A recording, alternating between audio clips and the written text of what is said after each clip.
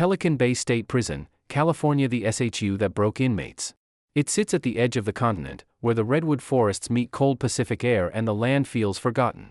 Inside this fortress of concrete and steel is a place that many inmates once described as worse than death. Not because of beatings. Not because of riots. Not because of chaos. But because of silence.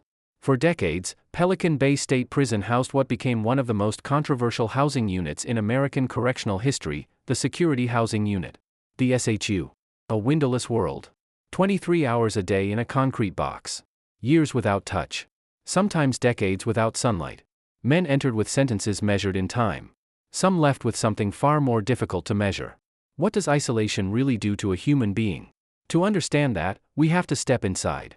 And what happens next is far more unsettling than the walls themselves. Pelican Bay State Prison opened in 1989 in Del Norte County, California. It was built during a time when the state's prison population was exploding. Violent crime rates were high. Gang activity inside prisons was growing more organized and deadly. California officials wanted a new kind of prison. Not just maximum security. Control. The SHU at Pelican Bay was designed specifically to isolate what the Department of Corrections labeled the worst of the worst. Gang leaders. Violent disruptors. Inmates accused of orchestrating assaults from inside general population yards. The design was intentional. Windowless concrete cells. Solid steel doors. No direct contact. Minimal human interaction. It was modeled in part after federal supermax concepts, but Pelican Bay's SHU would become one of the most extreme long-term solitary confinement systems in the country. And it would remain that way for decades. But to understand how men ended up there, we need to understand the power structure inside California prisons at the time. Because the SHU wasn't just about punishment. It was about control over prison gangs. By the late 1980s and early 1990s, California's prisons were deeply shaped by prison gangs. Groups like the Aryan Brotherhood, the Mexican Mafia, Nuestra Familia, and the Black Guerrilla Family didn't just exist inside prison walls. They operated networks. Ordered hits. Controlled drug distribution. Enforced racial lines. Violence inside yards was often strategic. A stabbing wasn't always personal. It was often political. Officials believed that the only way to weaken these groups was to remove their leadership and communication networks. If you isolate the decision-makers, you cut off the head of the snake. That theory led directly to Pelican Bay's SHU. But here's the part that made it different. You didn't have to stab someone to end up there. You just had to be validated. Validation meant prison officials determined you were affiliated with a gang. That could come from confidential informants, tattoos, letters, even possession of certain artwork. And once validated, you could be placed in the SHU indefinitely. Not months. Years. Sometimes decades. And what daily life looked like inside those cells is where this story turns from policy into something deeply human. The SHU cells at Pelican Bay measured roughly 8 by 10 feet. Concrete walls. Concrete floor. Concrete ceiling. A small slit near the ceiling allowed limited indirect light, but not a view. No landscape. No sky. The door was solid steel, with a narrow slot for meals and handcuffing. Inside, a bunk bolted to the wall, a small desk shelf, and a combined sink-toilet unit. No television in the early years. No group programs. No work assignments. No education classes. No religious services in person. 23 hours a day inside that box. 1 hour in an individual concrete exercise pen, often described by inmates as a dog run. High walls. Open roof. Sometimes you could see a slice of sky. But no one else. No contact. No handshake. No pat on the shoulder. No accidental brush against another human being. For years. Imagine counting time not by seasons, but by meal trays sliding through a slot. And what does that do to the mind? Communication in the SHU didn't stop. It adapted. Inmates developed tapping codes on walls and pipes. They shouted through vents. Passed notes during rare legal visits. Power didn't disappear inside isolation. It transformed. Gang hierarchies continued operating, sometimes through coded letters smuggled out through visiting rooms or legal mail. For prison officials, this justified the system. The SHU wasn't breaking gangs, they argued, it was containing them. But something else was happening beneath the surface. Psychologists began raising concerns about long-term solitary confinement. Anxiety. Hallucinations. Depression. Paranoia. Men reported hearing voices. Seeing movement in blank walls. Losing track of days. Some stopped speaking altogether. Others screamed through the night. But here's where the story deepens. Because not every man in the SHU was there for violence committed inside those walls. Some had never committed a violent act in prison. They were there because of affiliation. And leaving required one thing many refused to do: debrief. Debriefing meant providing information about gang activity, names, structures, orders, operations. In exchange, inmates could be released from the SHU into general population, often at another prison. But there was a cost. In prison culture, labeling someone an informant carries permanent consequences. You don't just leave a gang. You betray it. And that reputation follows you everywhere. So many men chose the box instead. Years passed. Some spent 10, 15, 20 years in isolation. And outside those walls, lawsuits began to form. Because what was happening at Pelican Bay wasn't staying there. Families spoke out. Advocates filed cases. Former inmates described psychological breakdowns that didn't end when their sentence did. But the most dramatic turning point would come not from a courtroom. It would come from a hunger strike. And what triggered it reveals just how much pressure had built inside those concrete boxes. In 2011, inmates inside the Pelican Bay SHU organized a hunger strike. It wasn't random. It wasn't chaotic. It was coordinated across racial and gang lines, something almost unheard of in California prison politics. Their demands were specific. End group punishments. Abolish long-term solitary confinement for gang validation alone. Improve food quality. Expand programming. Provide fair procedures for SHU placement. Thousands of inmates across California prisons joined the strike. For weeks, some refused meals. The state responded cautiously at first, then firmly. Officials argued the SHU was necessary for safety. They pointed to murders ordered from inside prison walls. They insisted isolation prevented bloodshed. But the hunger strikes continued. In 2013, another massive strike drew national attention. At its peak, tens of thousands of inmates across California participated in solidarity. For perhaps the first time, the SHU was under intense public scrutiny. And this time, the legal system would intervene. But before we get there, we need to examine something often overlooked. What daily survival inside the SHU really required. Time in the SHU wasn't measured in events. It was measured in endurance. Survival meant creating routine where none existed. Wake up. Push-ups. Read whatever books you could get. Write letters. Wait for meal tray. Count footsteps in the corridor. Some inmates exercised obsessively. Others memorized entire novels. Some learned new languages from dictionaries and correspondence courses. But not everyone adapted the same way. Isolation strips away distraction. You are left with yourself. And if you carry trauma, regret, anger, or fear, there is nowhere for it to go. Former inmates later described what they called SHU syndrome. Difficulty speaking in crowds. Panic in open spaces. Overstimulation from everyday noise. Some said the silence was the hardest part. Others said it was the fluorescent light that never truly felt like day or night. But here's the question that lingers. If isolation causes psychological damage, was it working? Did it reduce violence inside prisons? Or did it create men more volatile than before? California courts began asking those questions. And what followed would reshape Pelican Bay forever. In 2012, a class action lawsuit was filed, Ashker versus Governor of California. The plaintiffs were long-term SHU inmates. Some had spent over 2 decades in isolation.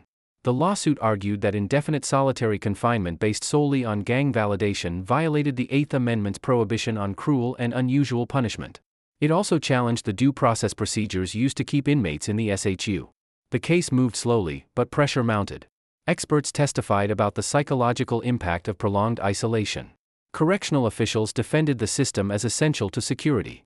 And then, in 2015, a settlement was reached. California agreed to dramatically reduce the use of indefinite solitary confinement. The validation system would change. Many inmates who had spent years in the SHU would be transferred to general population or step-down programs. For some, it meant seeing open yards for the first time in decades. But reintegration was not simple. Imagine stepping from an 8x10 cell into a yard filled with hundreds of men. Noise. Movement. Conversations. Unpredictability. Some welcomed it. Others struggled deeply. Because the SHU may have been dismantled in its old form, but its effects did not disappear overnight. And even today, Pelican Bay remains a maximum security facility. Isolation units still exist, though under stricter limits. The debate continues nationwide. Is long-term solitary confinement necessary for safety? Or does it cross a moral line? Pelican Bay became a symbol in that debate. A case study in how far a system can go in the name of control. But perhaps the most important question is not about policy. It's about people. What happens to a human being when contact is removed? When silence becomes constant? When time stretches without touch? Some men left Pelican Bay and rebuilt their lives. Others carried invisible damage. The SHU was designed to break power structures. Many argue it broke something else instead. And that is the legacy that lingers in the forests of Northern California. Concrete walls still stand. Steel doors still close. But the story of Pelican Bay's SHU is no longer hidden in silence. It forces us to confront something uncomfortable. Punishment can isolate. But isolation always leaves a mark. And the true cost of that mark may never fully be measured. When the 2015 settlement reshaped the SHU system, it did not mean the end of isolation at Pelican Bay. It meant a transformation. The state introduced what it called a step-down program. Instead of indefinite solitary based solely on gang validation, inmates would move through phases. Increased privileges. Limited group interaction. Structured programming. Reviews that were supposed to be meaningful. On paper, it looked like reform. But paper and concrete are two different worlds. Inside the prison, officers had to manage a population long accustomed to separation. Many of the men transferring out of the SHU had been removed from general population so long that the social codes had evolved without them. Prison politics do not freeze in time. They shift. Alliances fracture. New leaders emerge. Old reputations fade, or harden. So when some long-term SHU inmates stepped onto open yards for the first time in years, they entered an environment that no longer looked the way they remembered. And that transition carried risks. General population at a level 4 maximum security prison like Pelican Bay operates on unwritten rules. Race-based grouping is common. Yard politics dictate who you sit with, who you speak to, who you avoid. Debt is dangerous. Disrespect can escalate quickly. Weakness is observed. For men coming from the SHU, there were additional complications. Some were viewed as former shot callers, leaders whose words once carried weight across entire institutions. Others were viewed with suspicion. Did they debrief? Did they cooperate? Why were they released? Even when official records showed no debriefing, rumors moved faster than facts. In prison, perception can be as powerful as reality. And the state knew this. That's why the step-down program was designed to gradually reintroduce interaction, small groups, monitored movement, incremental privileges. But human psychology doesn't operate on policy schedules. Years in isolation change the way a person processes noise, conflict, and proximity. Former SHU inmates described sensory overload. The clank of weight piles. The echo of voices. The unpredictable tension of a crowded chow hall. Some men returned to their cells voluntarily, overwhelmed. Others adapted, but cautiously. And correctional officers were watching closely. Because the central argument for the SHU had always been simple: isolation prevents violence. Now the state had to prove that loosening isolation would not unleash it. Pelican Bay was engineered for visibility and control. Control booths oversee housing pods. Movement is scheduled. Count times are strict. Cells are electronically controlled. Officers walk tiers with measured pacing, scanning for improvised weapons, coded communication, subtle shifts in behavior. In a facility shaped by decades of gang intelligence operations, staff are trained to read patterns. Who associates with whom? Who avoids eye contact? Who receives unusual mail? The SHU era reinforced a culture of constant surveillance. Even after reforms, that vigilance remained.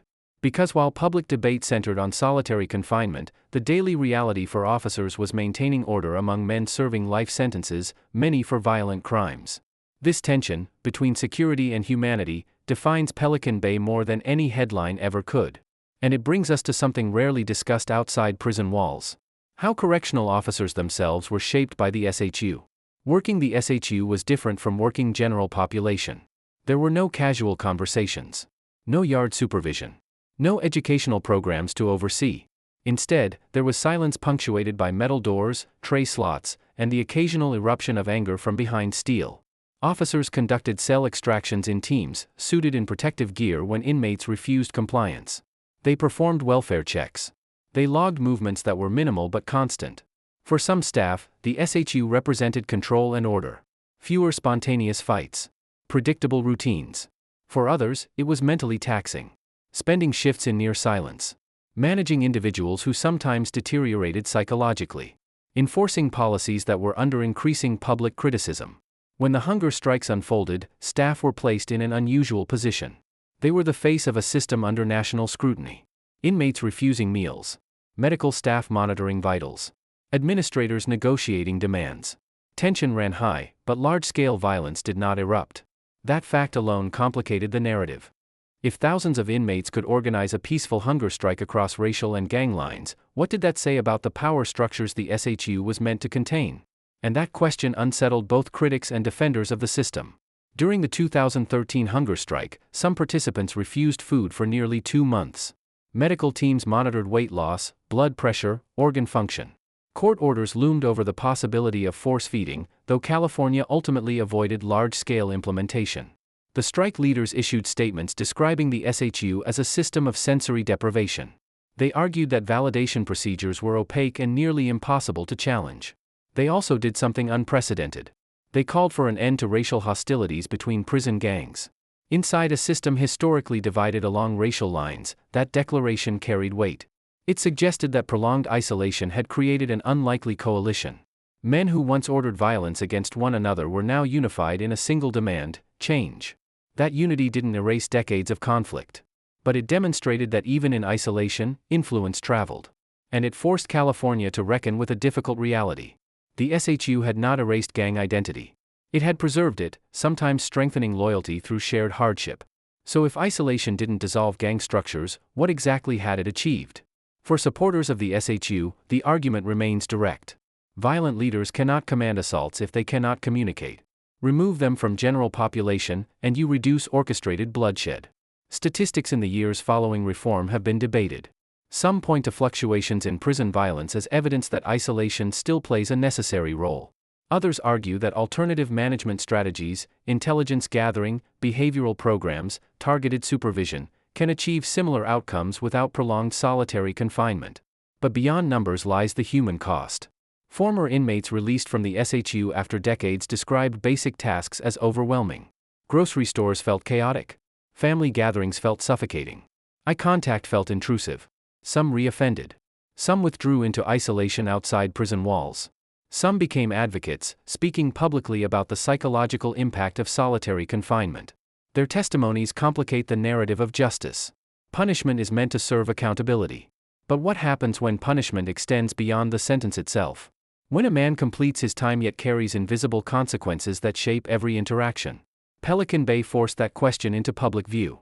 And even today, across the United States, variations of the SHU model remain. Supermax facilities. Administrative segregation units. Protective custody tiers. Isolation did not disappear. It evolved. The location of Pelican Bay feels symbolic. Remote. Cold. Distant from major cities. For families, visiting meant long drives, sometimes flights followed by hours on rural highways. For inmates in the SHU, visits were conducted behind thick glass, through telephones, without physical contact. A mother could see her son. She could not touch him. A child could press a hand to glass.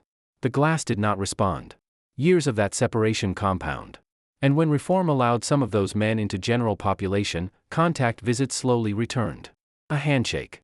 A brief embrace. The weight of another human being's presence. For men who had gone decades without physical contact, that moment was overwhelming. Some described trembling.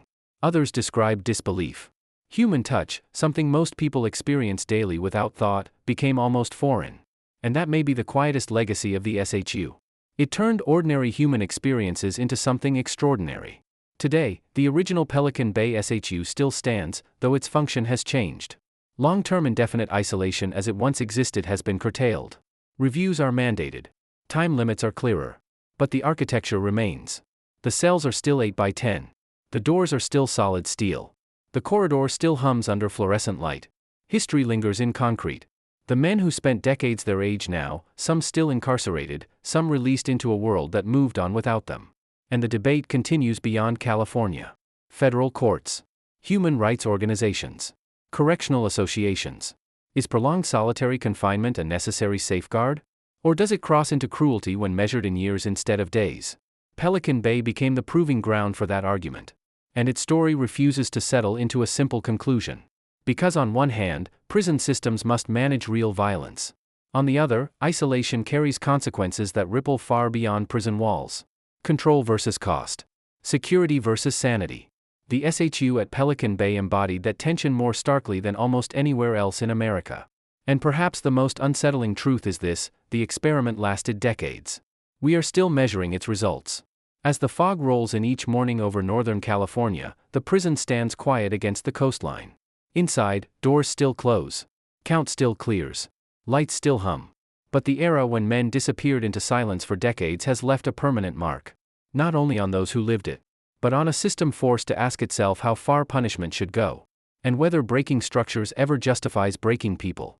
For decades, the SHU at Pelican Bay operated in near silence, physically isolated, geographically remote, and psychologically distant from public view. But silence does not erase impact.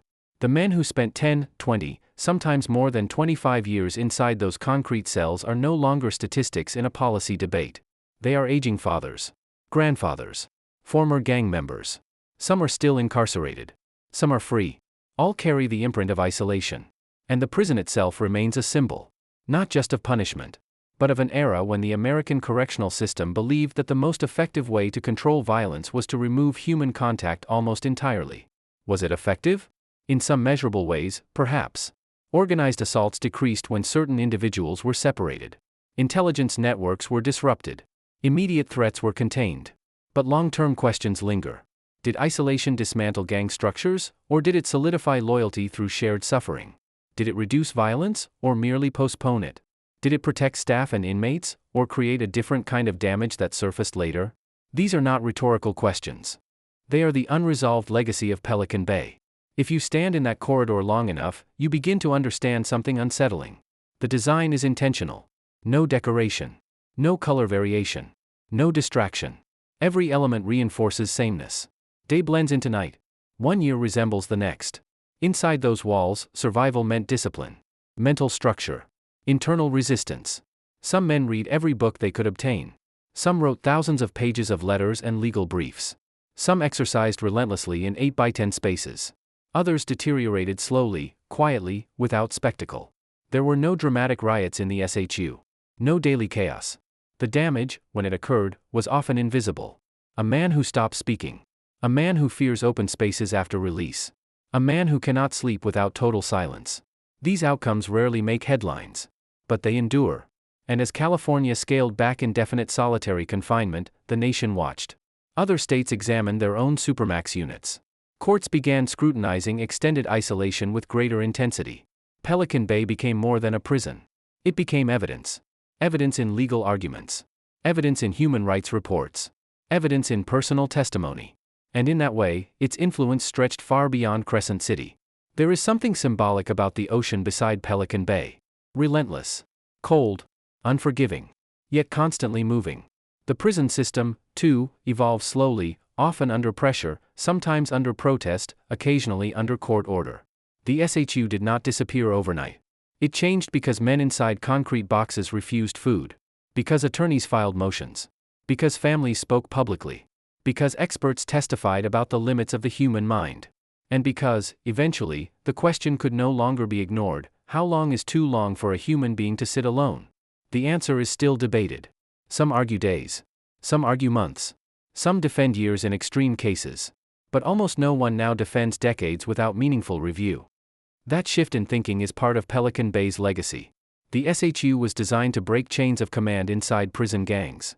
In many cases, it succeeded in isolating leaders from direct control. But isolation is a blunt instrument. It does not distinguish easily between control and humanity. It removes both. For the men who lived inside those cells, time did not just pass. It accumulated.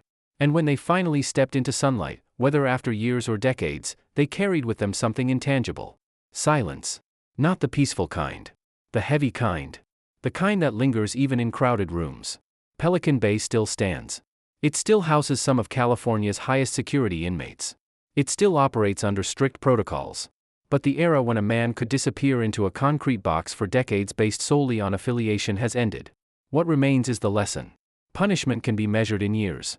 Isolation is measured differently. And once imposed, its effects rarely stay contained within prison walls. In the end, Pelican Bay's SHU forces us to confront an uncomfortable truth about systems built on control. Security matters. Safety matters. Order matters. But so does the human mind. The story of the SHU is not one of simple villains or simple heroes. It is a story of fear, fear of violence, fear of losing control, and the lengths institutions will go to prevent it. It is also a story of endurance. Of men who survived years without touch. Of families who kept driving hundreds of miles for 30-minute visits through glass. Of a system forced, eventually, to reconsider its most extreme practices. Concrete walls are strong. But even they cannot permanently silence questions. How far should punishment go? And what does it cost when it goes too far? Those questions echo long after the doors close. Thank you for watching.